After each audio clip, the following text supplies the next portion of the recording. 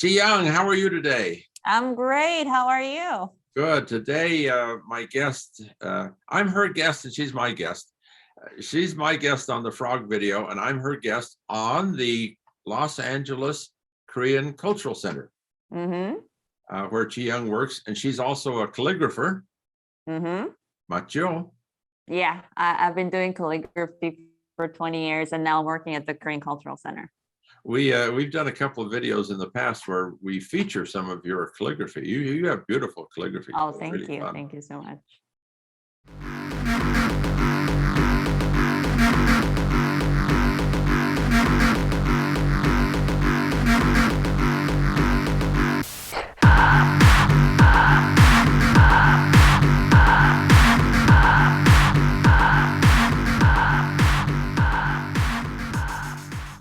Today, we're going to do number 2 in our Korean literature series. We're going to do Shimcheong and Chunhyang. Ji-young, what can you tell me? Let's outline the story of Shimcheong. What do we know about Shimcheong? Shimcheong's a story about a father who can't see, Shimbongsa, and Shimbongsa had a daughter. Her name was Shimcheong. And she was represented in Korean culture as like a symbol of filial piety. Yeah. And yeah, that'll be like the core idea of that story. That's the core idea. And the story develops that Buddhist monk said that if he had a contribution of 300 bags of rice, bags of rice, the old man could get his sight back. The thing of it is, it's a pansori story, so there are lots of variations. The pansori singer will do it differently each time. Sometimes people say it was the monastery, the monks that wanted to sacrifice her to the sea, but no, it was the sailors who said if they had a sacrifice of a living person, they could provide the 300 bags. Oh yeah, I remember hearing both versions. Yeah, that's true. Yeah. And which one is the true version? Well, they're all true. It's they're just many different variations. So at any rate, she sells herself to the sailors and for 300 bags of rice and is thrown into the sea. But she doesn't die. She goes down and meets the Dragon King, and the Dragon King is impressed with her, what'd you say, filial piety. In some versions, she becomes the bride to the Emperor of China. In other versions, she becomes the bride to the King of Korea. And then she hosts a big party and has all the blind people come. And here comes her father. And he's so happy to see her that he's overcome with joy and he gets his sight back. Anyway, happy ending. Okay, that's the Shimcheong story in outline. Let's do the outline of the Chunhyang story, and then let's talk about both of them together because they have some common elements. One of the common elements is that they're both female stories. Right. Which in a male-dominated society, these female stories are quite interesting that they'd stand out like that. So let's talk about Chunhyang. Who was Chunhyang's husband and lover? What was his name? His name is Lee Mong-yong. Lee Mong-yong is the son of the magistrate that has been assigned to the county. What county is it? What county? Was it Jeolla? Yeah, Namwon. The father gets transferred out and the son, Lee Mong-yong, goes to Seoul to study for the exam. And of course, he passes the exam, takes first place, and is assigned as a secret magistrate, an Amheng Osa, to investigate evil and corruption in the society.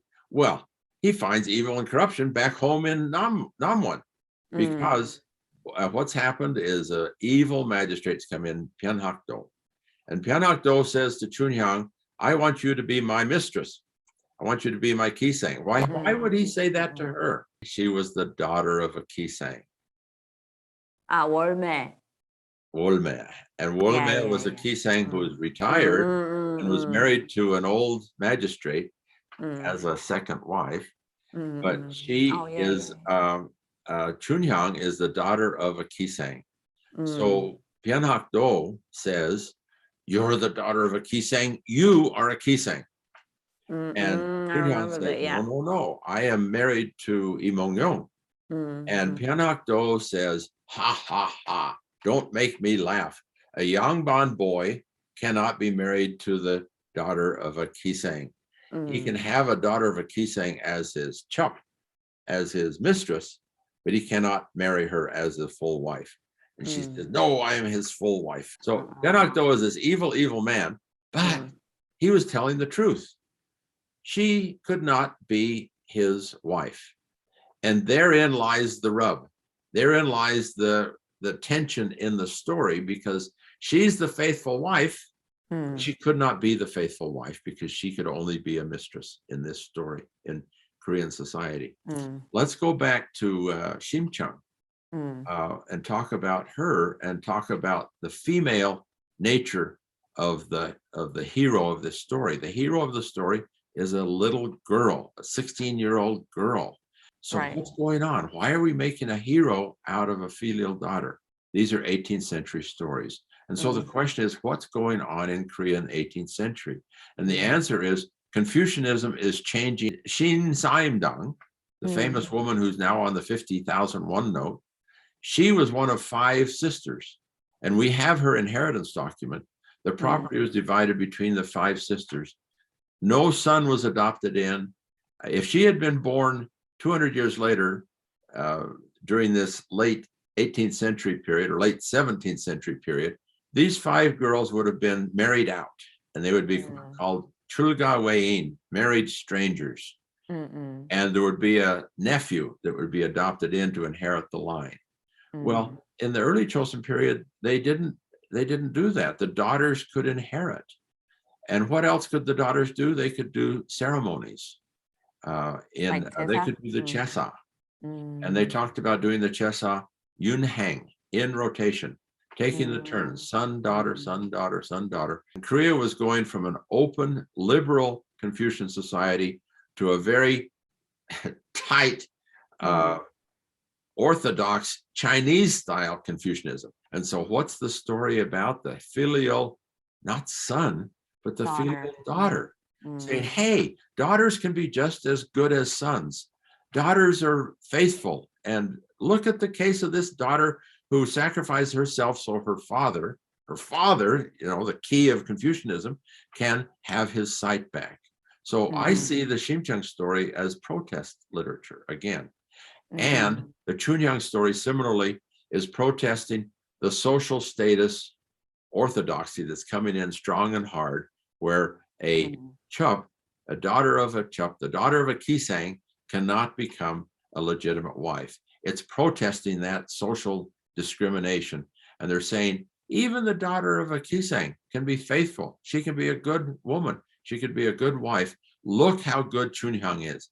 Even though Pyeonakdo beat her and put her in prison, still she was faithful to Imongyo. So I see both these stories having a female gender issue on purpose. It's protesting the discrimination against females and the uprising or the rising in of male domination. Very interesting. Do you think these two novels were perhaps written by a female activist that time, like who are not known to this day? We don't know who the author was. So you're saying who was the author? And the authors were multiple. They were the pansori singers. And there were as many female as male pansori singers. So yes, the stories were written by women and by men who were sympathetic to the women. This is about the Korean Confucian concept of the 3 bonds and the 5 relationships. And the 3 bonds are king to subject, parent to child, husband to wife. And the 5 relationships are those same 3 again, adding elder to junior and friend to friend. Now, it's interesting that these stories we've been talking about are core Confucian values that are being taught. Korean literature, my professor at Harvard, Marshall Peale, used to say, Korean literature is all didactic, meaning it's teaching a lesson, it's teaching moral lessons.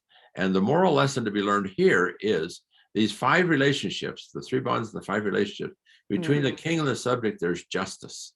Between the parent and child, there's intimacy. You would think it'd be hyo, but it's intimacy. Between husband and wife, it's separation. Not to get separated to having a divorce, but separations of duties. Husband do husband things, wife do wife things. Mm. And elder to junior is order or sequence, and friend to friend is trust. Well, these relationships are all overlapping. And when we look at these stories, we see the parent-child story of intimacy is the story of Shimcheong. Kumbu is a story of elder and junior, to be loyal to your older brother, and then husband to wife is separation of duties. But the argument is that Chunhyang was a valid wife, and she could do her duties as well as a wife from a Yangban family. So these are the 5 relationships that the stories are talking about, Confucian values that are being underscored in all of these pansori stories. That's the way I look at it. Oh yeah, it's really interesting. You mentioned something about the different versions of Confucianism in the initial part of the Joseon Dynasty and later. What do you think? What was the major cause that made that transition? Well, first of all, what was not the major cause? There are a lot of people that think it was the Imjin Weran and the Gyeongjia Horan. I do not agree with that, because they were early in the 17th century, late 16th and early 17th century. My view is Korea restored its society completely after those wars. And they didn't change the society till 80, 90 years after the wars. What changed the society was population pressure and economic pressure. And we see this in other societies as well. When they grow to a certain density of population, then they have to change the inheritance system. They can't divide it up anymore. There's nothing left. And that's what happened in Korea. So I see it as an economic factor that made people say, hey, we have to change the inheritance system. And by the way, look, Confucius said, give the inheritance to the eldest son. So they used Confucianism as the excuse to carry out a socioeconomic change. So that's the way I look at it, that it was socioeconomic factors that brought about the change. And that brought in this orthodox, hard-nosed, male oppressive kind of Confucianism that a lot of people in Korea today hate. And I see it in the comments to my YouTube videos. A lot of people don't like the idea of Confucianism. And my answer is, don't throw away Confucianism. Throw away the recent Confucianism and keep the original Confucianism, because Confucianism has a lot of great teachings. Right. It's one of the 5 big religions in the world, and we shouldn't throw it out, I think. So that's what I've been studying. That's what I wrote my PhD on 40 years ago. And I've been writing about it ever since. What was the title? I just want to look it up. Yeah, my title of my dissertation was Korean Adoption and Inheritance. And since that time, I've added marriage practice, chesa practice, and other things. But at that time, I was just looking at adoption and inheritance. And those were the things I saw changing in the 18th century. I see. And then I looked back and see everything else was changing, including pansori. I think I see these pansori stories as protests to the social change that's going on, because women and second sons have lost their status and they're protesting. Wow. They're crying about it in the stories and in the pansori because they can't get it back in reality. I see. That's true. So that's the way I look at it. And Ji-young, thank you for your help. Thank you so much for joining us. And this was Mark Peterson and Ji-young from the Korean Cultural Center, Los Angeles. See you next time.